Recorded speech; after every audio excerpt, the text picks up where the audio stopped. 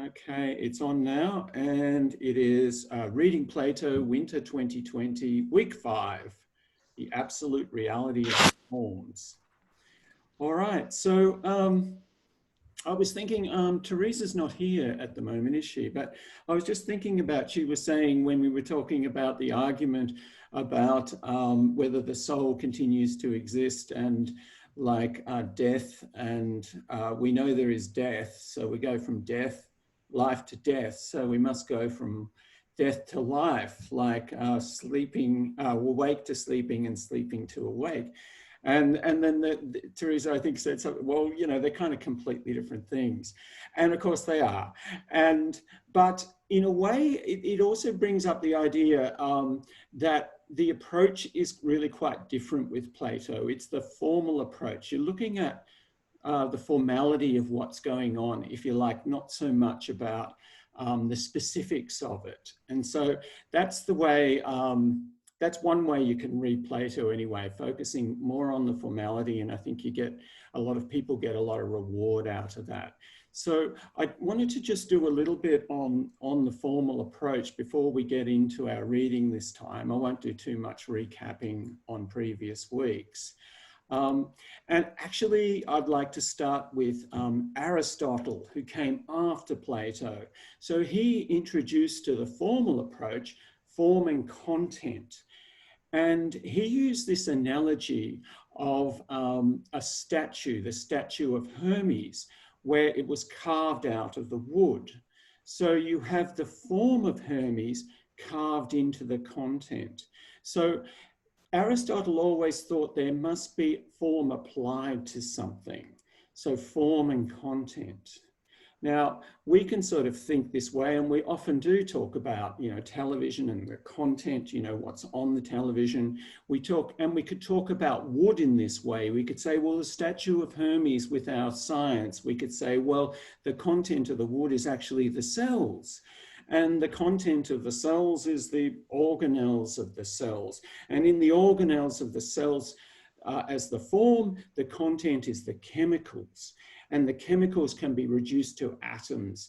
And the content of the atoms is the subatomic particles. So you can keep going form, content, and try to sort of find matter at the bottom of it. So it's not quite so simple as Aristotle with the wood as the content and the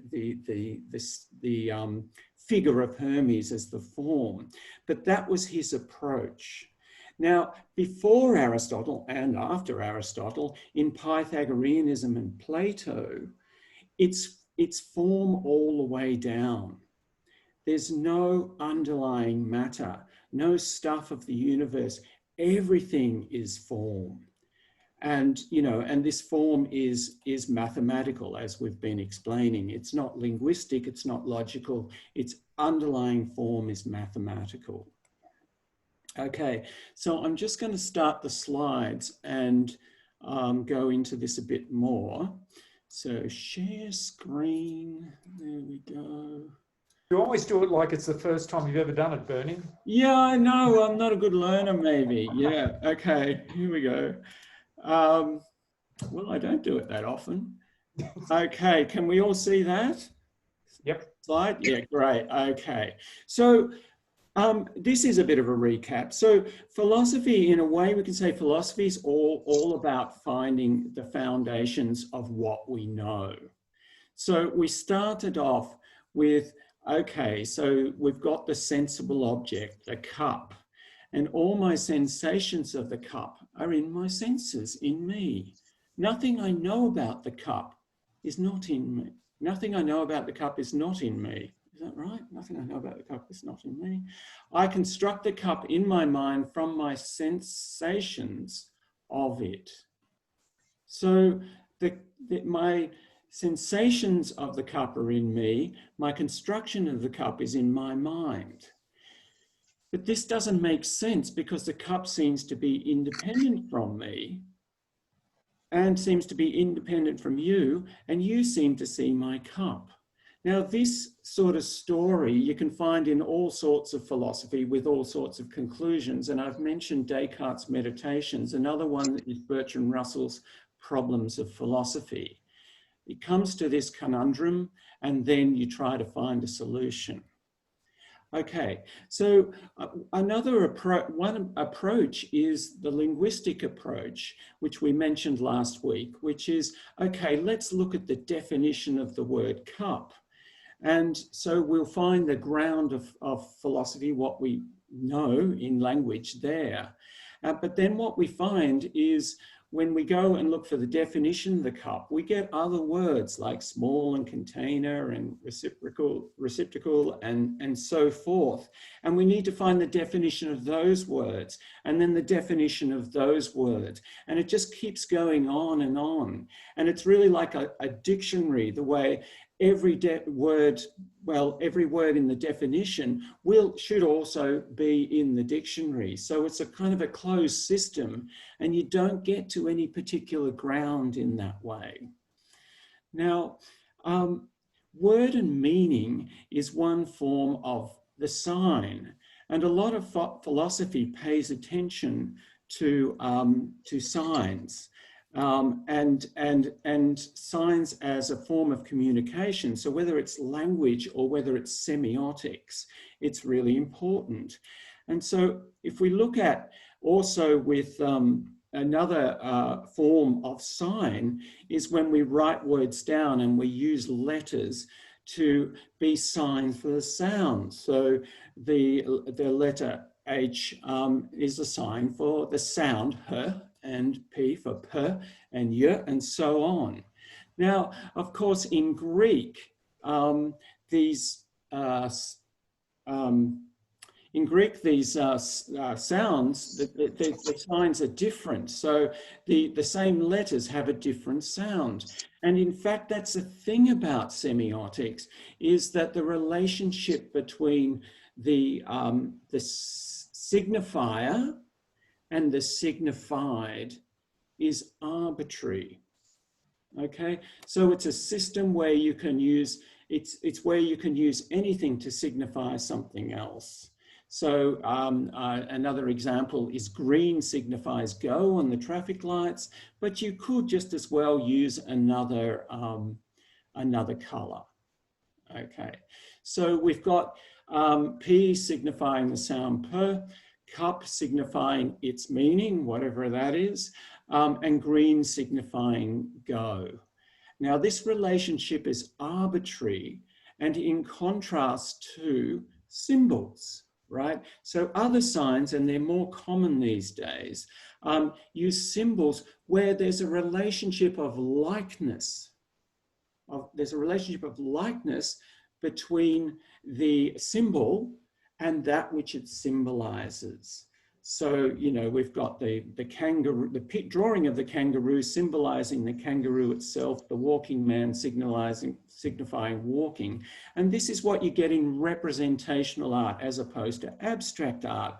So I've got a representation of two men there. It's not two men, it's just a drawing of two men, but it's pretty clear what it is.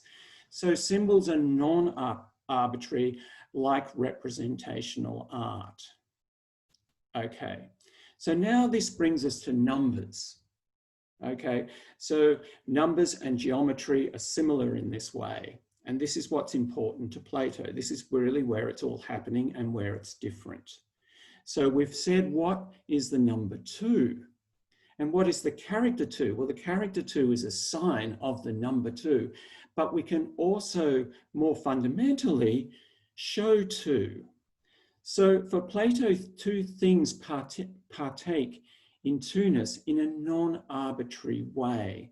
So I've got my 2 statues, I've got my 2 pebbles, I've got my 2 marks, I've got my 2 fires, I've got my 2 kangaroos, right?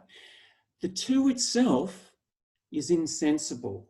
So it's not like representational art where the drawing is representing the thing. The men are representing men, or the trees representing a tree, which is a kind of like a sensible thing.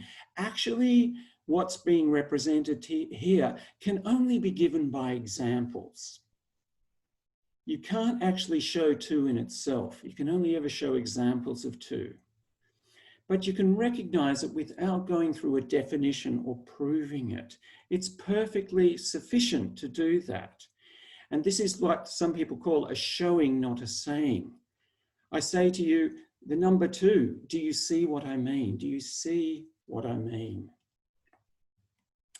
Okay, so here are some formalistic geometric type examples of 2. I've just drawn them out here. And 2 is not the representation of one thing by another. 2 in itself is insensible, but I can show you 2 examples of, I can show you these examples of it. Do you see what I mean? So it's just, yeah, no proof there, but it's obvious, apparent, and immediate. You now know what 2 is. Okay. So now this brings us to the question, it's getting so basic it seems ridiculous, right? But this is the importance of it. It is so elementary. So now we ask the question, well, what is 2, but what is 1? For Plato, one thing partakes in oneness in a non-arbitrary way. You can recognize 1 without defining or proving it. I can show it to you and you can see what I mean.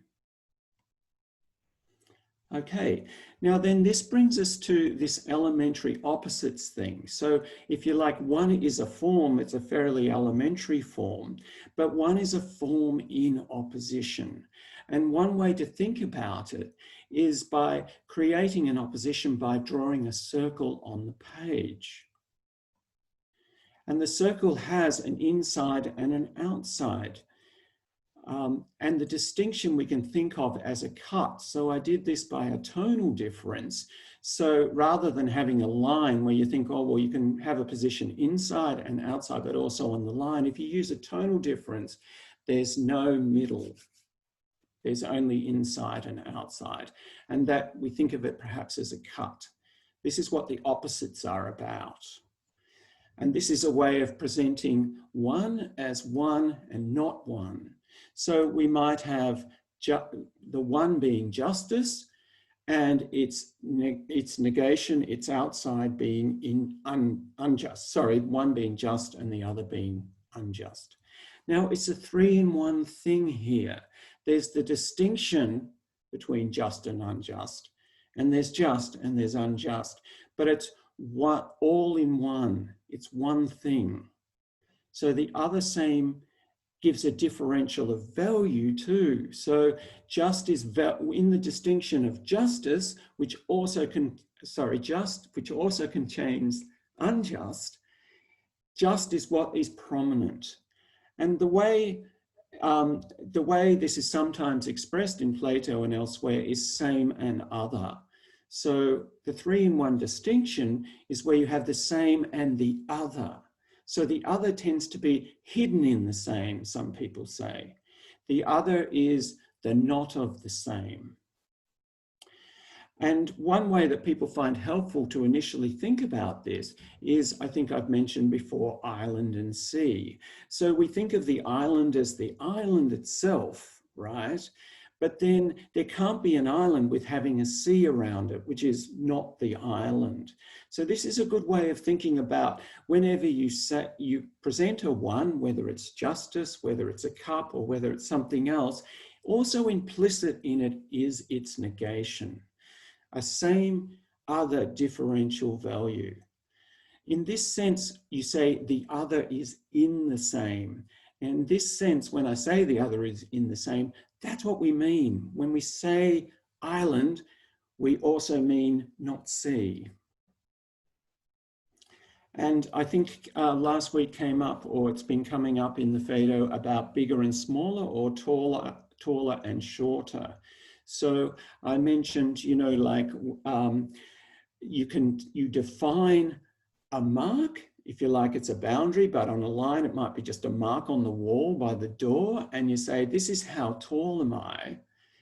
Are you bigger than me? And so that is the distinction you make. And the answer of yes is anyone who's taller than me, who gets a mark higher.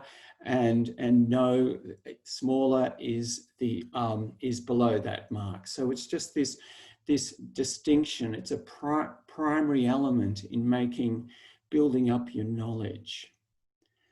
And I've kind of reversed it here. So the opposite form of bigger is smaller. So you can say who's smaller than me and define it that way by saying, well, these are all the people that are smaller than me and the others naturally are bigger. So this is this complementary opposites. So you can define justice or you can define injustice, but they are actually complementary opposites. That are defined by the same distinction. Okay, so that is that. Now, that's kind of a, I hope that's kind of a really good background for your reading of Plato. It's kind of like it's moving away from Plato, but coming back to him in the end, that what Plato is interested in seeing the elementary nature of what we know is in these forms, and the form is in the form, this geometric, arithmetic sort of form. So I hope that's helpful. And before we go on to today's reading, maybe we could have a bit of a chat about that. If anyone's got any comments or any questions about it. Just about the bigger and smaller reversing. So one was inside the circle. I'm not sure I quite picked that up. I understand that they're opposites, whether they're inside the circle or outside the circle. But what was the point of turning them around so that the circle, which appears smaller, has bigger in them or whatever? You know, what was that point again? Could you just clarify? Okay, okay. So maybe bigger and smaller is a little bit confusing there because inside and outside, it's really not about any sort of measure there. I mean, we could draw the circle on a sphere, and maybe we could draw the circle around the equator of the sphere, and then both sides would be equal there. The point is about drawing the distinction and about the separation between the two, the distinction between the two, and the differential value between the two. That's the main point. Okay. Yeah, Sue, did you have something there, or Vula? My mind is kind of wandering, and as you were talking then, and you said the unity is in the distinction, I started to think about the relevance of, you know, philosophically, the relevance of this kind of theory on discrimination of the other, you know, in human terms, what it means for that. Okay, yeah, it's a good point because it's a very important thing about the way we think.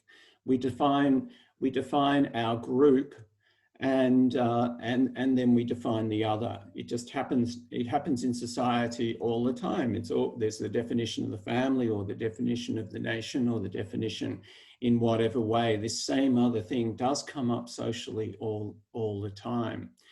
And just generally about your mind wandering and perhaps being bamboozled. Basically, I throw this at you. It's like throwing you in the deep end, and you don't really need to understand it. It's something, if you keep studying Plato with us or otherwise, which just really kind of going over the same stuff again and again, but in different ways. Just kind of let it flow over you a bit, but you might just pick up a few points like what you picked up there, and just think about it when you go for your walk with your mask on and, you know, look at the trees or something, because it does take reflection to come around to this way of thinking, you know, if it's what you want to do.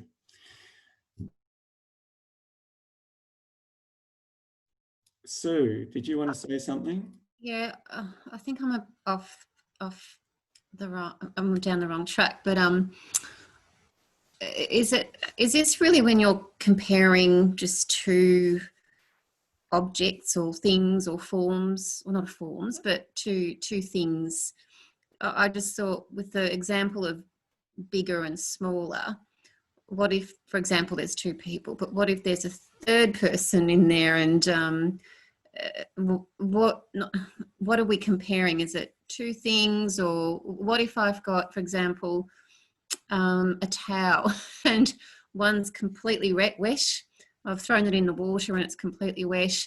One's completely dry, but then I've got one that's sort of, you know, a bit damp, but it's not actually soaking wet, and it's not completely dry. But I think that's off. It just crossed my mind, but I'm off the. I'm not on the right path with that one. I know it's. No, as always, Sue, you always talk yourself down. You're absolutely on the right path.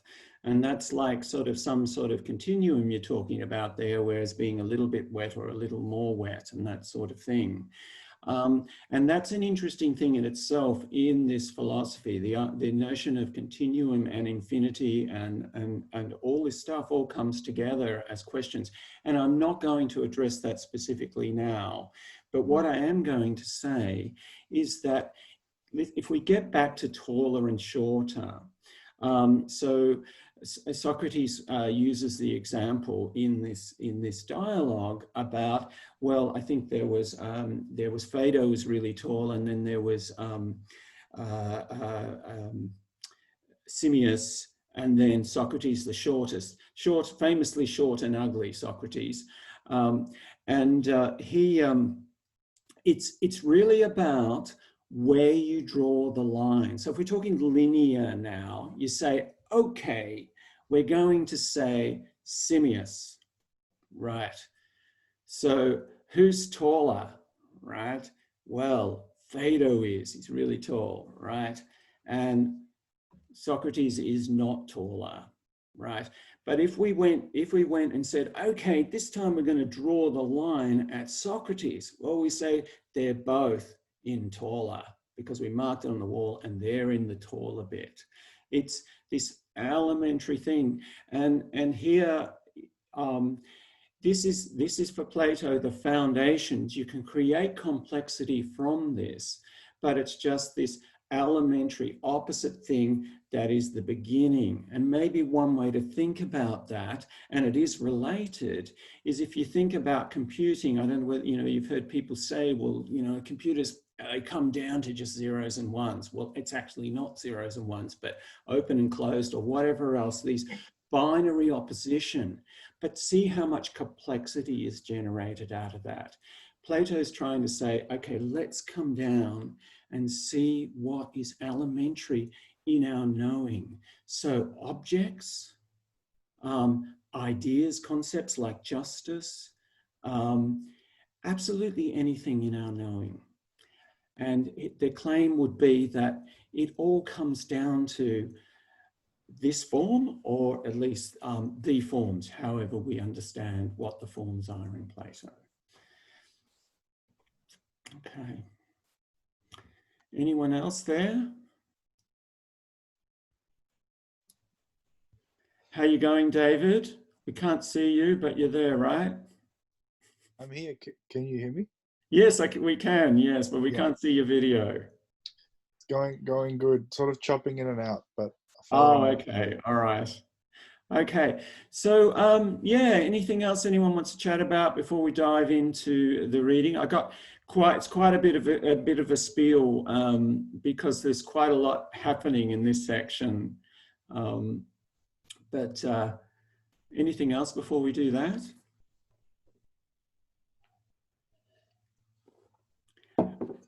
Okay, all right. Well, look, let's go then. Let's get into this. So,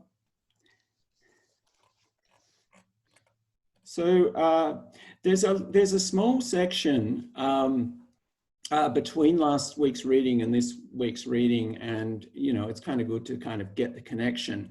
I left it out, but I don't know whether anyone read in between. Did anyone read that section at all? If you might be interested. So it's all about this story of the afterlife.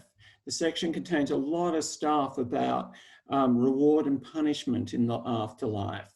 And it talks about, I think we've come to this before, where if the soul is completely detached, then the body goes more easily and is rewarded.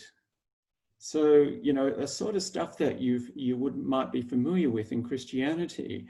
If it's not so detached, then the soul will remain partially seen and hanging out as ghosts in graveyards. Then there's this section on reincarnation, and not so much in Christianity, although reincarnation was a teaching of some of the early church fathers before it became Christianity became the religion of the state of the Empire of Rome. Anyway, so the reincarnation is appropriate to the life that you lived, according to your habits. So if you're a glutton and a drunkard, you'd be reincarnated as an ass. If you're a tyrant and a robber, you become a wolf or a hawk or a kite. But the philosopher, who's properly separated from the body and has the soul pure, of course, goes straight to heaven and communes with the good gods. And who's saying this? Philosophers are saying this. Right. Okay. Yeah, So, and that's right. And Plato's saying this, yes. yeah. Yes, that's right. And so folks often find here a similarity with the samsara. If you know your Buddhism at all, samsara in Buddhism, the life and death cycle through the bodies. The soul becomes again and again imprisoned in the body unless it goes on a path to purification and goes to the noetic realm, which in Buddhism is nirvana. So a lot of people see that similarity here, which is curious to understand, where that similarity comes from. All right, so today's reading starts with two objections to Socrates' argument. So the story of the afterlife is all very wonderful, but then these objections come up by Simmias and Cebes, but they're very reluctant to bring them up because it would disagree with Socrates' present misfortune, as they say. And of course, the sun is getting lower, and Socrates has an interest in this outcome of the argument about the immortality of the soul. Socrates says that his situation is not a misfortune at all.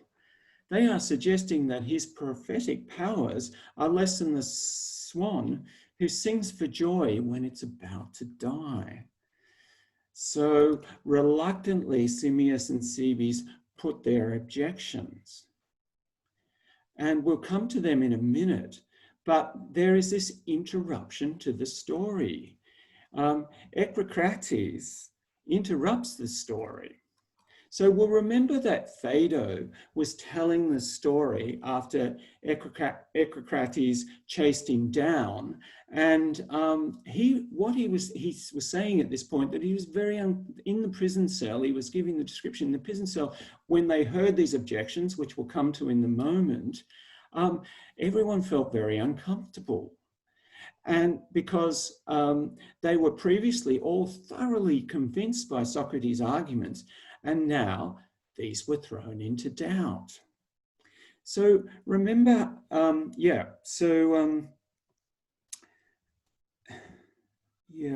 So remember how we said that Plato usually uses argument in a skeptical way? Well, think about it as we've come so far. Is this true in the Phaedo? Apparently not, because Socrates has been building this very positive case for the immortality of the soul. Now, whether we agree with it or not, it is a positive case. And this is the nature of the challenge. Plato has been using argument to develop the idea about the immortality of the soul. Now, Socrates says that he was totally convinced by it before, but now he finds these challenged by Simmias and Cebes, And he says, and now he finds their argument very persuasive. So what argument shall we believe? Socrates' argument has fallen into discredit. We get an answer from Socrates back in the story because folks make bad arguments again and again. One tends to become completely skeptical and reject altogether the method of discourse, of logos. You become a hater of logos. He says, misology is his neologism. And you become entirely skeptical. Now, hang on a minute. Remember back in the Apology, where skepticism seemed to be a good thing.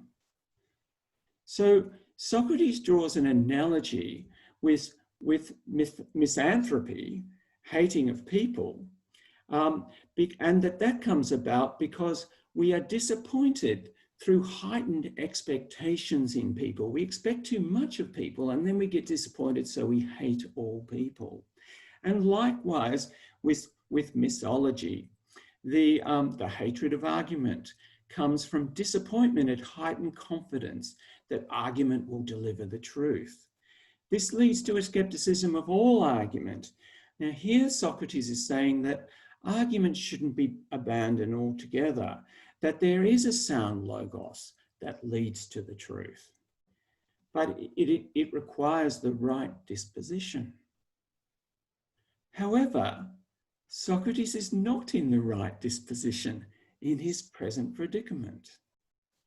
So we're back to sophists and sophistry, where they have an interest in finding, in winning the argument rather than finding the truth. And so in persuading the hearer to what seems to be true. Is this what Socrates has done so far? Although he didn't fool us, did he? Actually, Socrates says, of paramount import to himself is that it seems to be true to himself, not to the hearer, but to himself. If he convince himself, even if it's not true, then that his soul will not die, then he ain't to know better. And he spares the rest of them his lamentations about dying. So Socrates is in this bad state of contention, like the sophists, to make the argument for the immortality of the soul. But nevertheless, there's a good outcome, no lamentations. Socrates says at 90e, I think it is, let's not admit that there's no sound arguments at all. Bad arguments are not about searching for the truth, but trying to persuade and to give opinion, not knowledge. It is best to be in a position of disinterest. And is Socrates in a position of disinterest in the outcome of this argument about whether the soul's going to die? Hell no. So what's going on here? Indeed, Socrates confesses that he is most definitely in a position of interest. And I'll just read a bit of a section here. On page 90E it is, but anyway, I'll just read it out. You don't need to find it.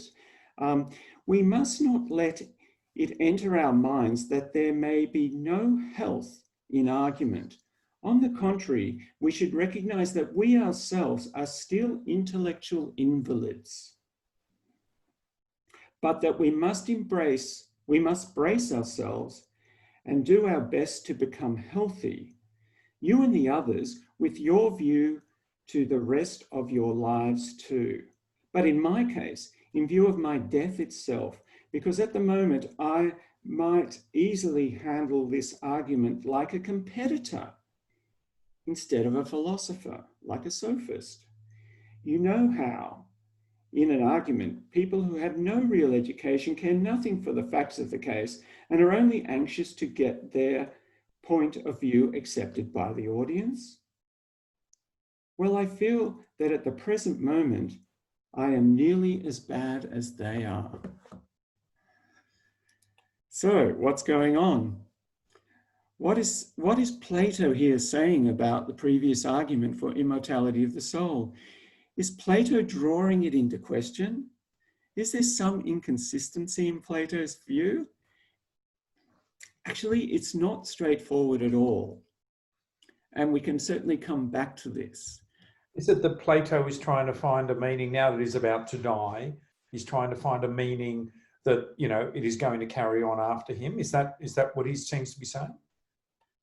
So first of all, Socrates, so in the narrative, in the story, yeah, is Socrates trying to find that? Well, I'm not sure. There's a question of what Socrates, the character's doing here, and it's what Plato's trying to say about argument, and really finding the truth. Yeah, anyone else while we're stopped? Okay, so I'll just go on to the two objections now.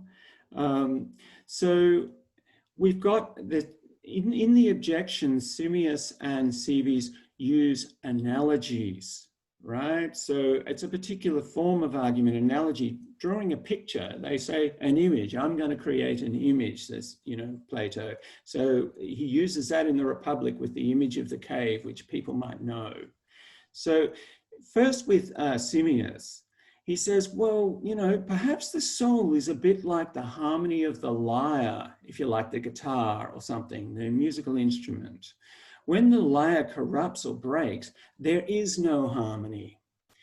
So the picture here is that the soul is the epiphenomena of the body. The soul is dependent on the body. And this is very much similar to the materialist atheistic view today. The soul is reduced to the mind is reduced to the brain.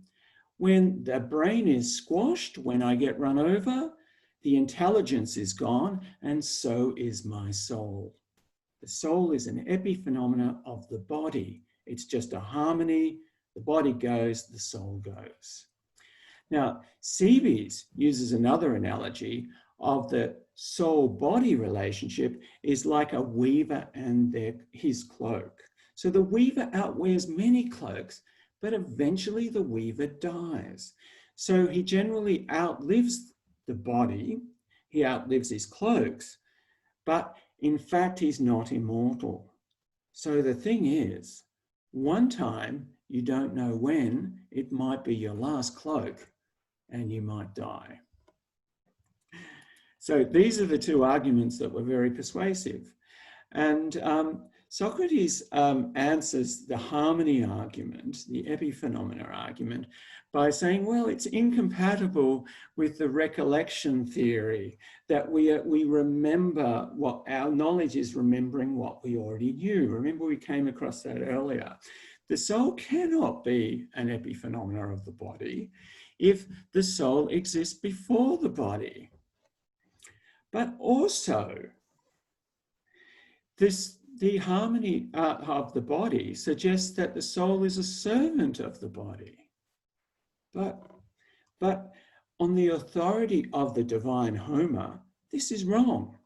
Homer clearly shows in these lines from the Odyssey, which I quote, that it's the other way around, that the body serves the soul. Now, this is hilarious for readers of Plato, because as you would know from reading the Republic, that poets and poetry, and namely Homer, are banned from his Republic. And yet he quotes Homer as an authority. Socrates quotes Homer as an authority. After this, a big theme is introduced. So we're just, you know, jumping from theme to theme. I kind of see this stuff. One way of seeing this stuff is a bit like those old musicals by Noel Coward or something, where there's all these great songs, and you know they live on as jazz standards, and everyone forgets the musical itself. You know, there are these great things coming up, just sort of popping up. Themes in Plato popping up in between all this argument of the immortality of the soul. So just one way of seeing it. Anyway, he introduces the problem of generation and destruction. Okay, so this comes as a demand for a proof that our soul is indestructible and immortal.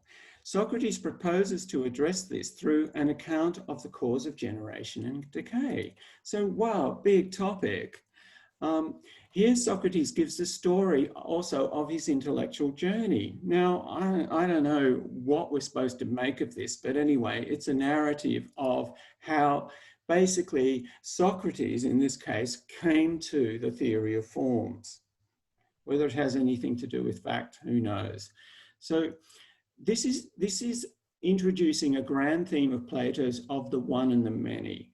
How can we go from one to many? How can things change and differentiate? If you like, grow from a seed into a complex tree, that sort of generation. In Plato, the problem of generation of the many from the one comes down to one becoming two. How does one thing become two things? How does generation occur? How does equality become difference? Now, there's two opposite ways of one becoming two. One is by bringing two ones together, and then you have two. Another is by generation by division. So the one becomes separated and becomes two, like in conception or something like in the division of the cells in childbirth, something like that, that sort of division. So this one is more related to generation. The other one is just kind of a bringing together, and he mentions them both. So in this story, Socrates then introduces another pre-Socratic Anaxagoras. This is an account, whatever, of his intellectual journey. So what do we know of Anaxagoras? Well, we know very little. Like all the other philosophers before Plato, we only know them by fragments. We do know that he had this notion of the mind as nous, and then same sort of thing comes up in Plato. The noetic is the name for, or intelligible is the name for the realm where the forms exist. So, so there is some narrative going on, narrative continuity here. So the nous controls the universe, and it's a mixed, the universe is a mixture of stuff. There's no generation of one thing to the other. So it's all about how things mix. And so this is not really about generation and not very relevant. But anyway, we'll just have a quick look at this notion of everything for the best, which people would have seen here. As with Socrates, at first Socrates was excited by Anaxagora that he might have the answers. It made sense to him that the mind arranges everything for the best. He was expecting a physical theory on what is best for the universe to be. All would conform with the universal good. All is good. Was it the best for the earth to be round or flat, and so on? Now, we might think this all for the best thing as really crazy, but I just suggest a way of thinking about it that makes it seem not completely mad. So if you imagine a fern growing in a cold, wet, shady valley because it's good at it, and then you think of perhaps lichen going on a hard, bare rock because it's good at it. Everything finds its niche. Everything in nature does what is best in that situation. So this is one way of thinking of that kind of doctrine, that ancient doctrine. So Socrates criticizes Anaxagoras specifically because he doesn't really work out this mind controlling the universe thing very well. He jumps to physical cause.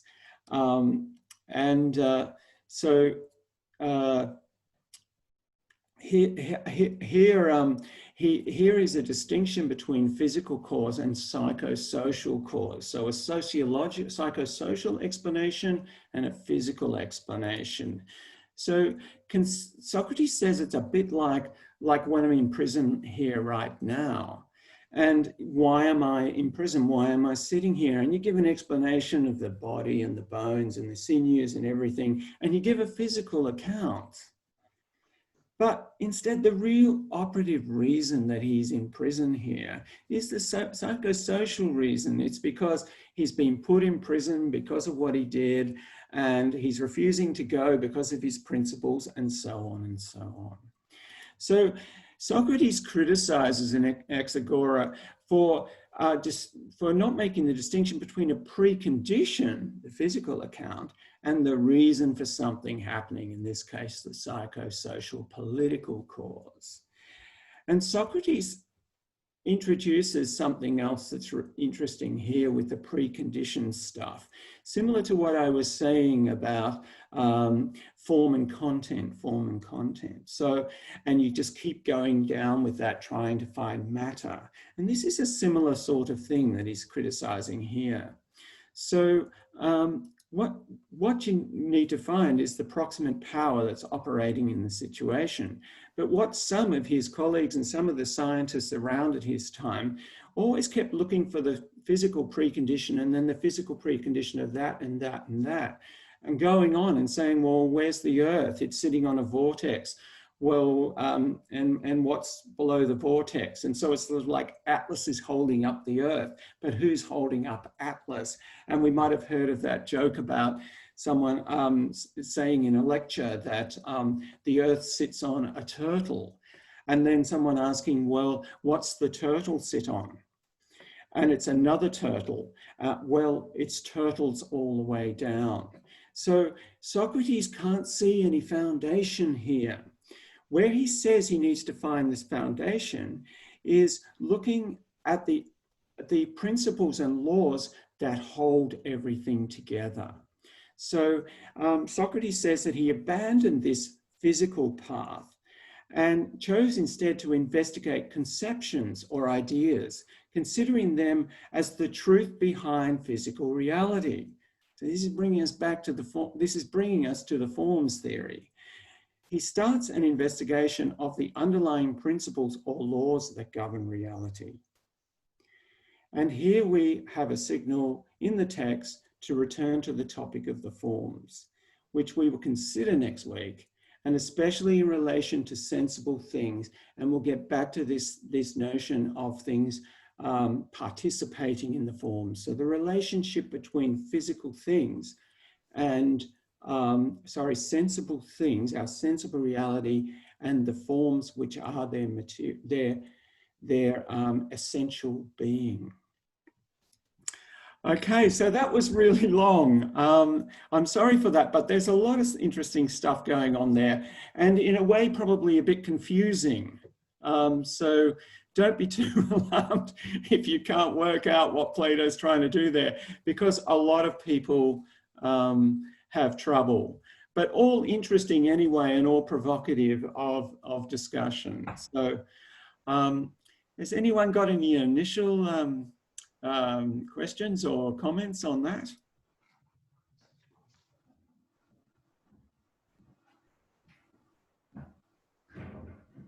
Yes, Vola. There's something I'm grappling with around about the spot where he's talking about misology. He says, have you never realized that extreme instances are few and rare, while intermediate ones are many and plentiful? So is that like a contradiction to the theory of opposites? Well, not necessarily, because in sensible reality, it's a mixture of the forms and a complexity of forms. So you can have some sort of, if you like, binary sort of thing, some discrete sort of differences, but when they're all mixed up, you get the continuum. So the continuum here is sort of like heights, you know, like if you measured all the people in Melbourne, you would get your curve, what's gaseous curve, your normal distribution curve or whatever. Yeah, I've got a little normal distribution curve drawn beside that section of the text there, and I thought, wow. But no, I don't think it is a contradiction there. But I can see why you see that. Yeah, anyone else? I think Sue's finding something to quote back to me.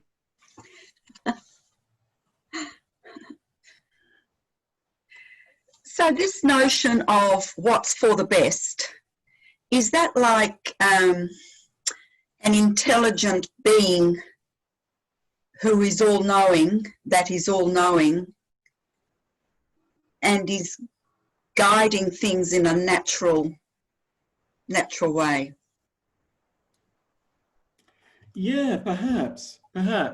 Actually, in medieval Platonism, comes a bit out of Plato, there is this notion of the world soul, the anima mundi, which is similar to this sort of notion that there is this governance, if you like. But how do we think about that? Is it a bearded man in the sky tweaking everything? Or do we think of it like James Lovelock's Gaia theory, where he sort of, I don't know whether people know that, but where you actually think of the whole world as an organism and it actually balances itself. It actually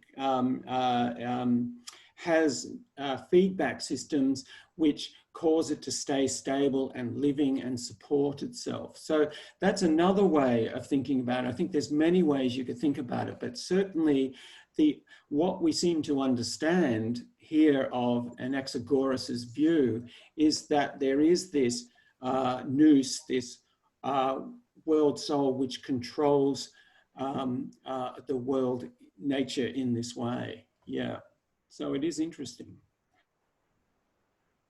Can I just ask something that jumped in my head as I was reading this? There's a 97D where he talks about when you add 1 to 2 and whatever. Is this, and tell me if I'm completely off wrong here, but is this to explain why there are so many souls now when back then there was only so many million souls in the world, but then as souls increase, the number increased, that explains, that's one of the theories behind why souls increase in number? I'll have to go back and look at it. I wasn't thinking of it that way. I'm thinking of it as more in terms of he's introducing here how things generate. So through the Pythagoreans, they had this idea that generation occurs from an original unity, and then there's differentiation, and the differentiation creates all the difference in the world. And so when he's looking at arithmetic and numbers, he's thinking about how this generation might occur. And I have to go back to it, but my memory was he would say, well, you can have 2 just by bringing 2 ones together, or you can have a division, a separation. They're 2 different ways. And so I suppose if there's a multiplication of souls, maybe it'd be that one soul becomes many souls. Because that's the one flaw I thought was in the argument about the souls, and I always have thought the soul, because it's not just a single number. But again, maybe that's kind of very Socrates to go, the numbers are not distinct, it's not just the same numbers all the time, but you know that things can change depending on viewpoint. I'm surprised you're only finding one flaw in the argument, Phil. I thought you were better than that. Yeah, look, that's an interesting thing, isn't it? You know, there was a philosopher, an English philosopher, Bertrand Russell, who was quite famous and basically founded the approach to philosophy that's in all the schools that dominates the schools in America and Australia and the UK. And he had an early idea. In one of his early books, he had this idea that had this very concrete idea of mathematics, if you like. He got into set theory, and he had this idea that there is a highest number, and that the highest number is the number of all things and the number of the sets of all things, and that it doesn't just go on and on. You could actually get to that number and then numbering stops. But couldn't you do a Homer Simpson there, and you could just say that number plus one, you know? Well, that's what kids of a certain age do. My memory is, I think it's prep. I think it's about 5 or 6. Maybe it's when they just go to school, but sometimes in preschool, I think it sort of says, "What's the highest number, Mum?" You know, yeah, you know, is it 1,000,000? What about 1,000,001? No, it's infinity. What about infinity and 1? Yeah. Bertrand Russell was schooled at home. I don't know, his tutor must have been total homeschooling. Yeah. Anyone else?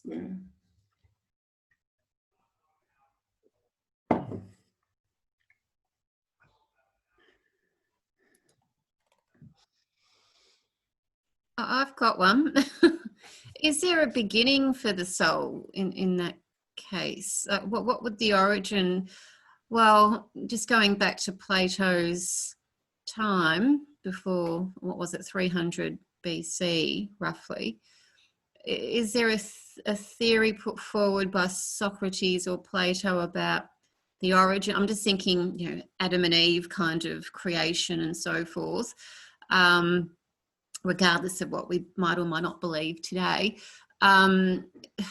You know, where would, thinking, you know, Plato, Socrates, you know, where would their souls have, you know, originated from or be born from? If life comes from death, death comes from life, etc., where would their souls have originated on a Plato perspective? Or that's a bit stupid too, but you know, I'm going right back. I want to hear Bernie answer that. Go, Bernie. Sorry, I wasn't. Yeah, well,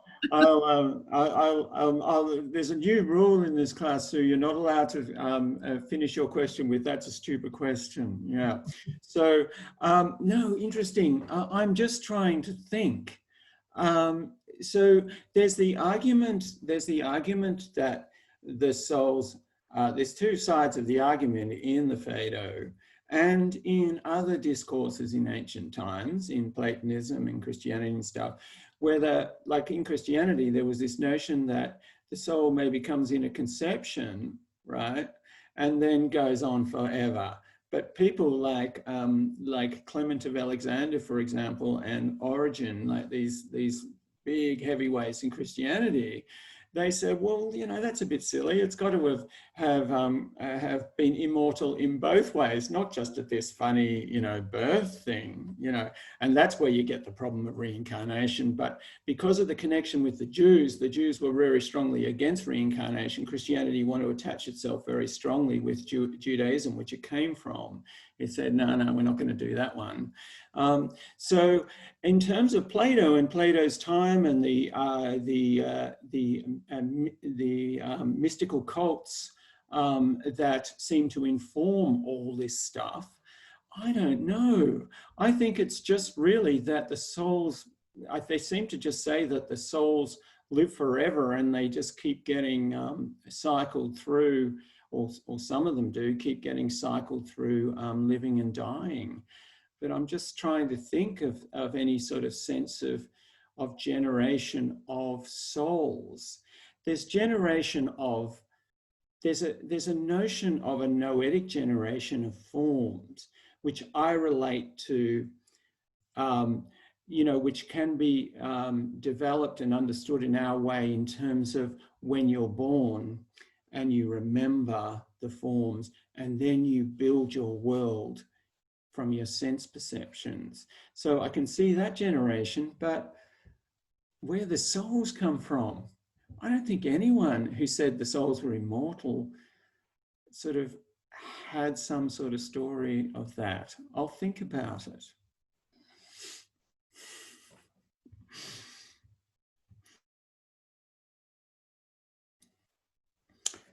Okay, anyone else there?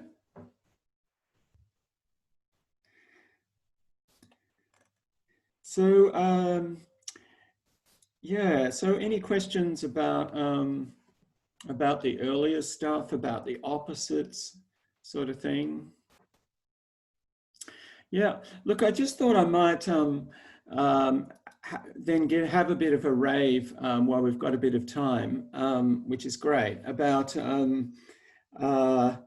this idea of, if you like, formal generation or noetic generation, and relating it, if we can, to, because I think it probably works for us well, to the idea that came up last week in the reading of the baby being born with the recollection. Now, we could think of the recollection of the forms as coming from learning from previous lives, or we could see it more as the elementary, you know, if we want to think of it in a physical way, as the elementary way in which a brain thinks, right?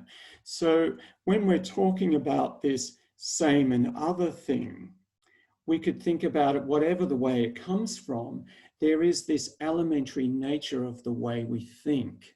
So here's a sort of a creation story that's different from the creation story of, say, Genesis 1, where God said, let there be light, and created in 7 days. And there's lots of stories like that.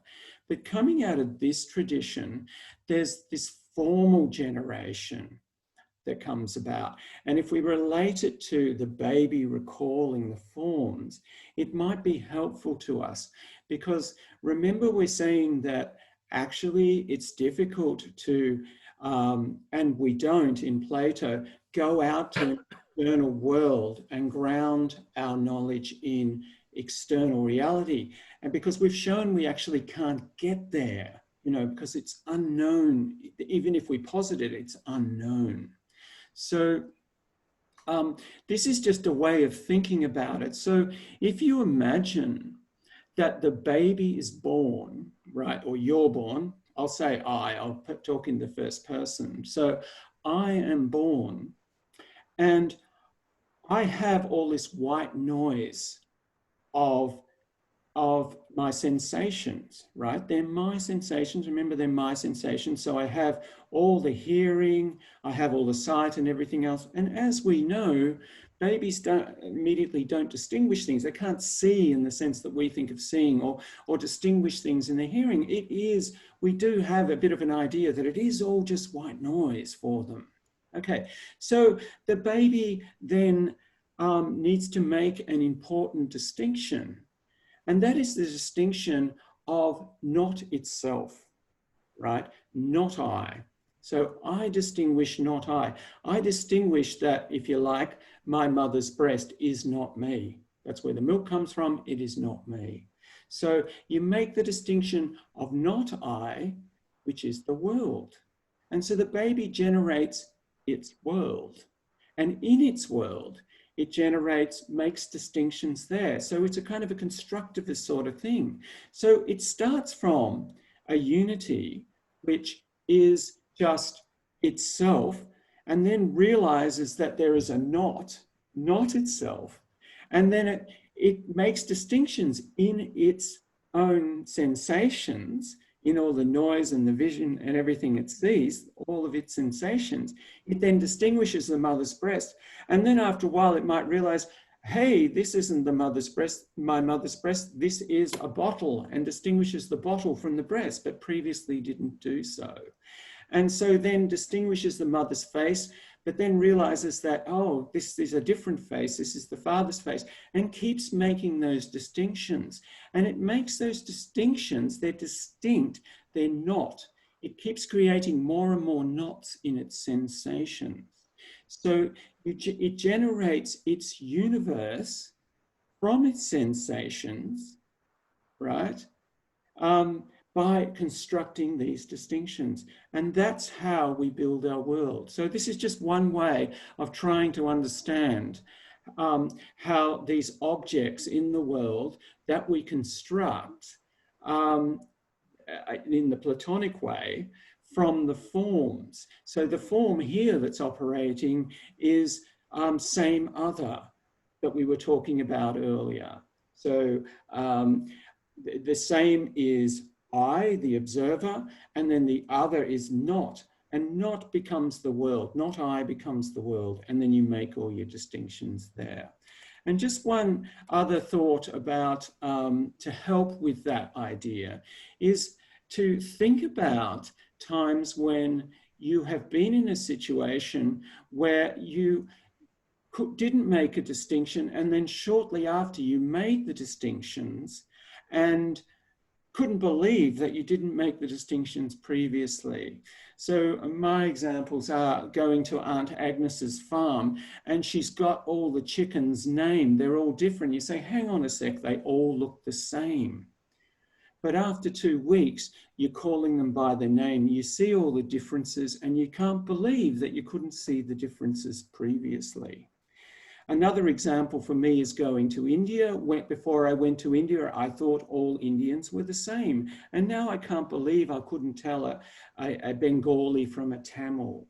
So what is suggested here is actually previously you didn't see the difference between the chickens. You didn't see the difference between the different races that you have in India or whatever, but you've actually constructed these differences and you keep constructing these differences. You can go right back and you realize perhaps that all the solidness of your world, all the great complexity and the solidness of the world could actually be a construction that started with the baby realizing that there is a not me, which is the world.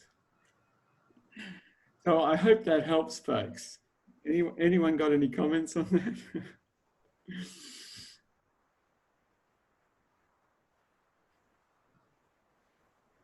I've really bamboozled you there. I mean, this is an anti-materialism. This is the idealism that everyone criticizes, that the modern philosophy criticizes. This is Plato. This is the Platonic way of thinking and a way of giving you an idea to think about it and not think it's completely ridiculous. Because usually when Plato is explained, people can't really explain him properly unless as completely ridiculous.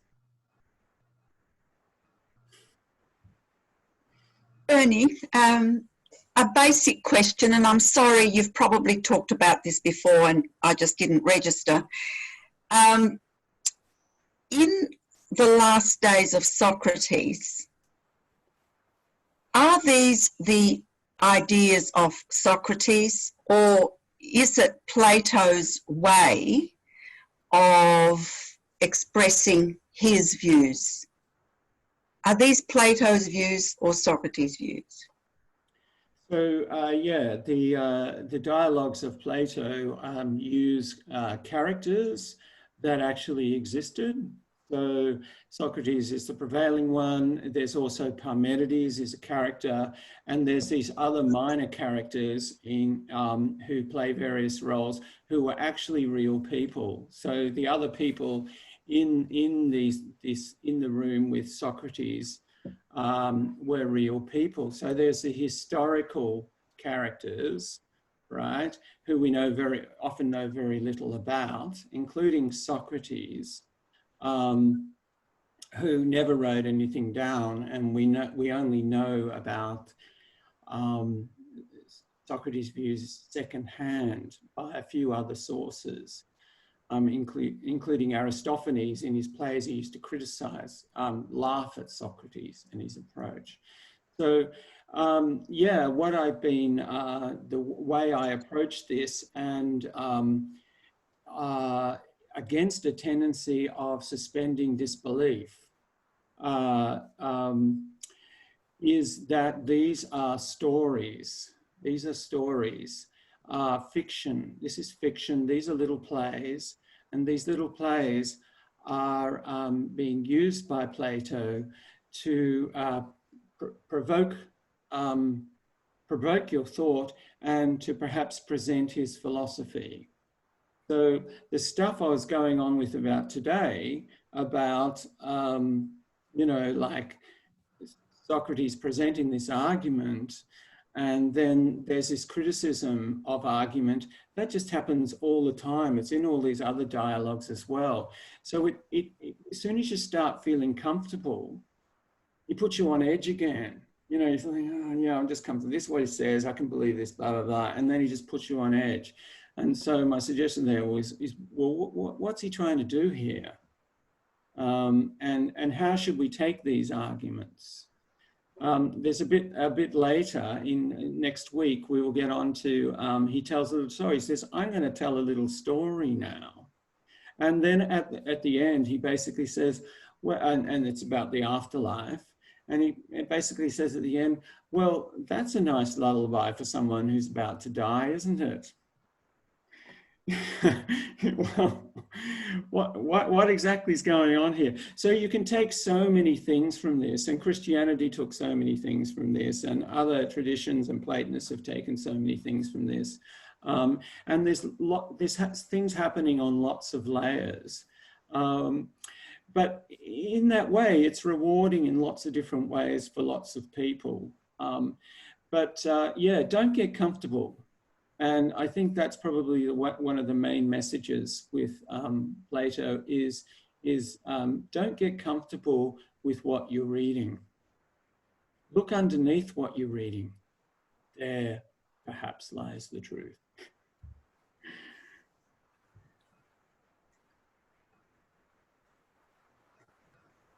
Okay. So are we comfortable in the thought that this is all Plato, or could it be that some things that Socrates said actually creep in? Absolutely. So there is a, I'm wondering if it's probably a traditional view. It's certainly a view from the 19th century and early 20th century. When you read commentaries on Plato, there is a view that there's a progression in the dialogues, and there definitely is. There's no doubt that there is.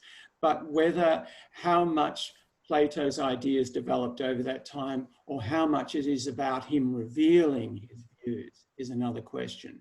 But anyway, this view is that earlier on, Plato is presenting Socrates' ideas.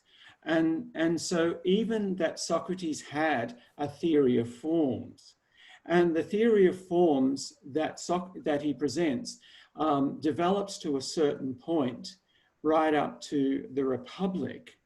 And then it's torn to pieces in this dialogue called Parmenides and the later dialogues, where it's just an extremely skeptical, powerful, difficult dialogue. So this is one interpretation. I don't think that interpretation is very helpful. You can think it if you like, but we just don't know that. And what's the point of speculating about it anyway? Because Plato is writing this stuff, whether or not he got it from Socrates, whether or not he got it from the mystery cults or wherever else, well, we don't know. We know he's brought it all together, and that's all we can deal with, you know. So yeah, speculate about some of it as being from Socrates, and it might well be true. We will never know, because he never wrote anything down. And did no one else write what Socrates had said? None of these other people who were with him, no one ever put anything down anyway? Yeah, well, there is other secondary evidence. So like I said, there's Aristophanes in Clouds. If people know the playwright Aristophanes, he mocked Socrates. So there's that evidence. There's another writer, Xenophon, who wrote dialogues also, Socratic dialogues. So it seems even that Socratic dialogues was a genre of writing. You know, we don't know how common it was, but it's actually a genre of writing. So in terms of writing down, like giving a systematic presentation of his views, I don't know of any source that's really good. It's just really circumstantial and fragmentary evidence. With other writers, they call the pre-Socratics, I say pre-Platonic, the other writers, the other philosophers that we talk about and people speculate about and so on, they wrote texts, and we've got fragments of their texts. So it's a lot more of a valid process to actually talk about what they thought, rather than talking about what Socrates thought. We know he was a skeptic. We know that. We know he would buck up against people and do what he did in the Euthyphro. You know, the Euthyphro does really feel like what everyone says Socrates was like, bucking up against people and saying, you know, you're an expert on theology, are you? And acting really coy and innocent and saying, well, you know, let's try and work out what piety is. Oh, it's got something to do with justice. What's justice? And then the person saying, yeah, I know what it is. I'm big and important and everything, I can tell you. And then he brings them down. And that was embarrassing for people. And that was one of the reasons why people got annoyed with him. We think that's true. And I think there's probably good evidence for that. But as to a positive theory, the only evidence we've got of a positive theory is the theory of forms through the mouth of Socrates in Plato. But then Plato moves on from the Socratic dialogues and then has a skeptic, Parmenides, and other skeptics, other Eleatic skeptics, this is the town which had all the skeptics, speaking the more advanced stuff. And so that's where people get this argument saying, well, okay, so here, right, this is fiction, but not really. This is actually Plato giving Socrates' views up to this point, up to the Republic. And then after that, he's advancing on his views. Why did Aristophanes give him such a hard time? He really tore him an extra one, didn't he? I mean, you read the plays, he really why did he give him a hard time? I guess because he was an easy subject of ridicule, I suppose. You know, it's a bit like, just thinking of comedy these days, you know, like if you've got a good subject, a politician is a good subject of ridicule. I think he was a good subject of ridicule. He was a pathetic character. And he was an annoying character. I think he was described as a gadfly, you know, like, oh, go away, you know, you're just annoying us, you know. So there's my answer, Phil. Cool. After 2,400 years with no evidence, there's my answer. Okay. Yeah. So David saying, spring classes start. Oh, okay. So David just put up a message to me. Oh, okay. Wonderful, David. Yeah, because we probably need to finish up. Look, just a couple of things to mention, and then we can finish up for tonight. So has anyone got any further questions on that stuff? I just had something I just remembered something from back in high school when you were talking about, you know, the babies and how they learn about their world. And I just remembered this experiment that we did on 8-year-olds. It was all ethical. And there were 2 glasses, different sizes, and, you know, they've got different levels of water in them. And actually the taller glass has less water in it than the smaller glass, and they're about 7 or 8 year olds, and they're asked to look at the glasses with the water in them and respond to the question of which glass has more water in it, the taller glass or the shorter glass. And they I can't remember exactly what the levels of water are, but I think they just it's the opposite to what they say. Apparently, I think from memory they say the taller glass has more water because. Okay, so this is the Piaget stuff about testing child development. That's right. So there's quite a bit, you know, that we know about child development, you know, like, and we know going back a bit further about the baby's sight, and we also know a bit about the recognition, like the recognition of a face that's a stranger. You know, I just always remember it. You know, you could pass a baby to someone else, and then at a certain point you couldn't, because they'd recognize, hey, this is a stranger, whereas previously they didn't, you know. So there are these levels of development. And if you do look at them, it does help you understand this radical kind of constructivist view, the way that we do construct our world. And then from Plato's point of view. And then if you look at, okay, what are the rules and the principles behind that? You know, and so the rules and the underlying principles, where he got to at the end, he said, I'm not going to do this physicalist thing. I'm going to actually look at how it all hangs together, how our knowledge all hangs together, and pay attention to them. And so he got to this same other thing, and so on. And then this kind of construction, the way the baby uses those forms, those elementary ways of thinking that he says came from another life or whatever, but he use them to then construct your world. So yeah, that's a really interesting one, Sue. Thanks for that. That's great. So we probably should, where's my time? We probably should finish up. I just wanted to ask this group here, this time for starting, we used when we were on site in the city, because people would finish work and they needed to find their way to our location. But you know, like going online, it's kind of a bit weird, because you think, when do people usually have their dinner? They have their dinner sometimes between 6:30 and 8. So is 6:30 to 8 a good time for people? Certainly online is the question, because there's no commute. Or do, just for some feedback for us, whether or not you're coming to other classes, what time would people prefer?